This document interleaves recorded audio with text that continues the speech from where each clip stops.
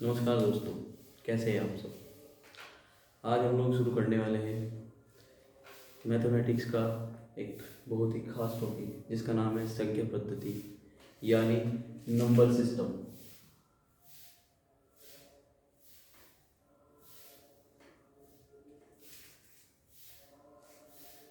दोस्तों, संख्या पद्धति में सबसे पहले हम लोग समझेंगे संख्याओं के बारे में कि संख्या कितने तरह की होती है।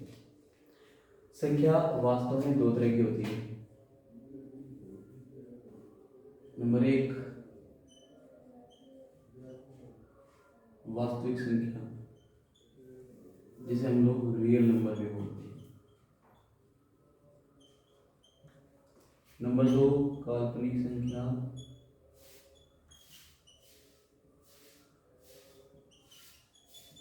जिसे हम लोग इमेजिनरी नंबर भी बोलते हैं।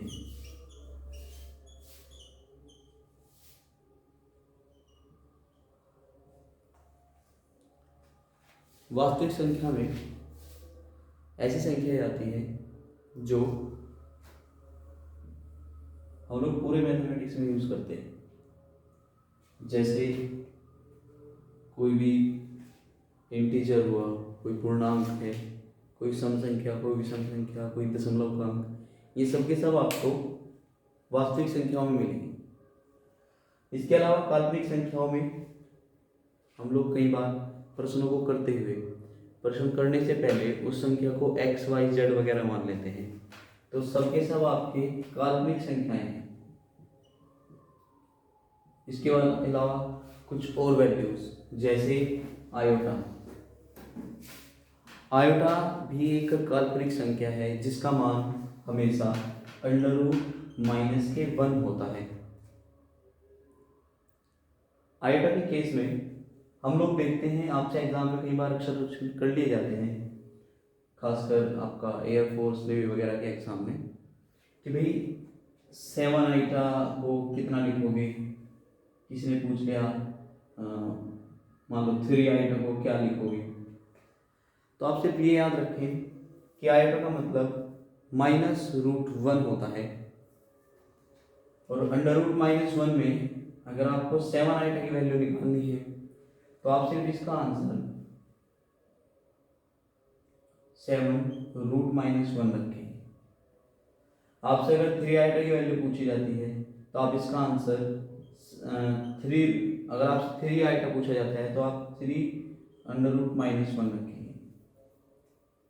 इसके अलावा आइटा कुछ और वैल्यूज भी होती हैं, जैसे अगर आपसे कभी आइटा स्क्वायर पूछा जाए तो हम इसका रूट हटा देंगे और आपको आंसर मिलेगा -1। कई बार आपसे पूछा जाता है कि आइटा की पावर 3 बताइए, तो फिर से हम इसमें आइटा स्क्वायर इंटू आइटा कर देंगे। आइटा स्क्वायर का मतलब हमने अभी -1 देखा, तो इसका फाइनल आंसर मिलेगा -1 into eta equal to -eta. इस प्रकार से हम काल्पनिक संख्याओं को ढूंढ सकते हैं। अगर हमसे कभी आइटा की पावर 4 पूछी जाए तो इसका आंसर होता है 1, क्योंकि इसे दो जगह तोड़ा जा सकते हैं, आयोटा स्क्वायर गुणा आयोटा स्क्वायर। आयोटा स्क्वायर का मतलब -1 होता है, तो -1 इंटू -1 बन जाता है +1। काल्पनिक संख्याओं में और भी बहुत सारी कैटेगरी है, लेकिन जनरली कॉम्पिटिटिव एग्जाम में ये क्वेश्चन नहीं आते। अब हम बात करते हैं वास्तविक संख्याओं की। वास्तविक संख्याएं दो प्रकार की होती है। नंबर एक, परिमेय संख्याएं,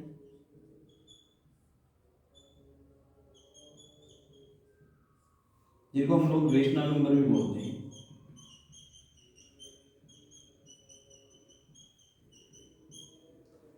और नंबर दो, अपरिमेय संख्याएं,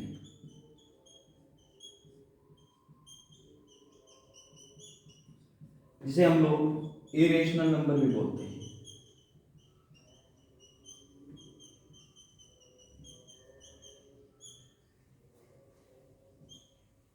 तो वास्तविक संख्याएं दो प्रकार की होती है। नंबर एक, परिमेय संख्याएं, नंबर दो, अपरिमेय संख्याएं। तो अब हम देखते हैं कि परिमेय संख्याएं क्या होती हैं, अपरिमेय संख्याएं क्या होती हैं। अब हम बात करेंगे वास्तविक संख्याओं के दो प्रकार, परिमेय संख्याओं और अपरिमेय संख्याओं के बारे में। दोस्तों, परिमेय संख्याएं या रेशनल नंबर वे नंबर होते हैं जिन्हें हम लोग जनरली p अपॉन क्यू की फॉर्म में देते हैं, जहाँ p एक अंश के रूप में काम करता है जिसे हम लोग न्यूमरेटर बोलते हैं, और क्यों यहाँ पर हर के रूप में काम करता है जिसे हम लोग डिनोमिनेटर बोलते हैं।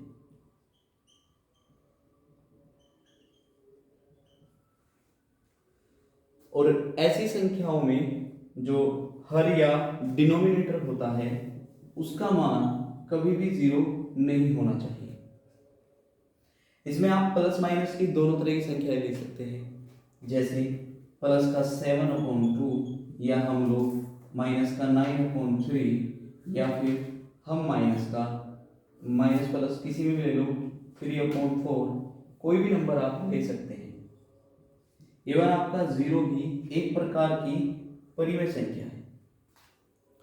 तो परिमेय संख्याएं, पहला तो रूल इनका यही होगा, वे संख्याएं जो p अपॉन क्यू के फॉर्म में मिले और जिनके डिनोमिनेटर का मान 0 न हो, परिमेय संख्याएं। दोस्तों, परिमेय संख्याओं में एक खास तरह की संख्या और होती है जिसे हम लोग बोलते हैं डेसिमल नंबर।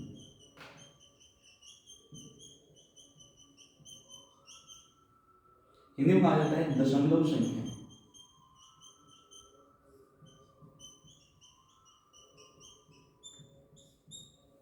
ऐसी संख्याएं जो हमें फिक्स डेसिमल की फॉर्म में मिले, या ऐसी संख्याएं जिनका दशमलव का अंक निश्चित हो, वे भी परिमेय संख्याएं होती हैं।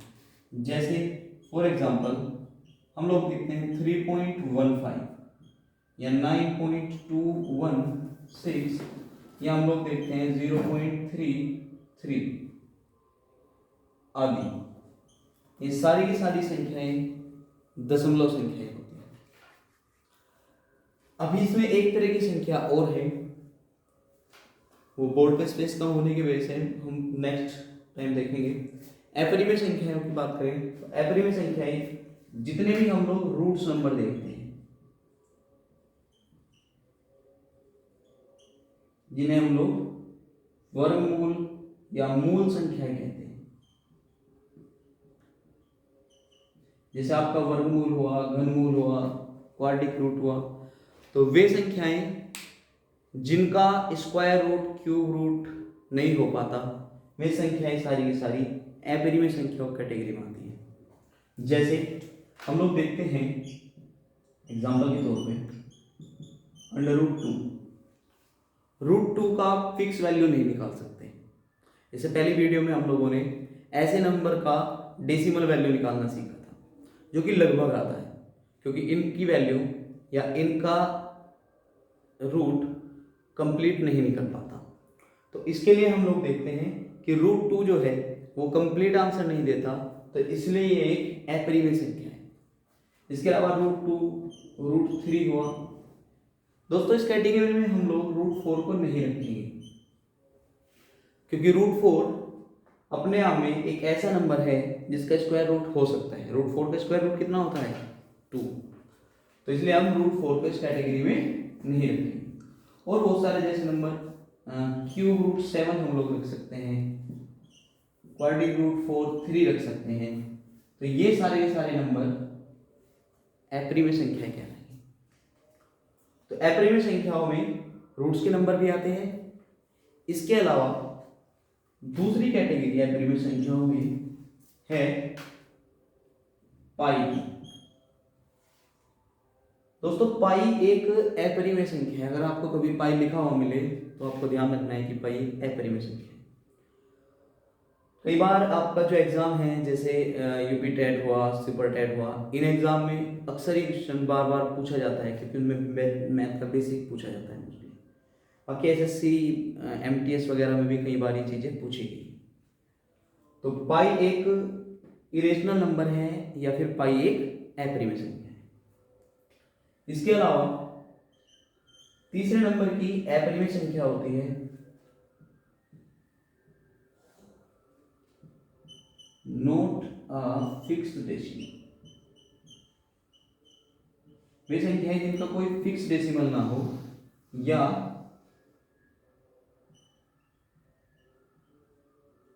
असतत दशमलव संख्या।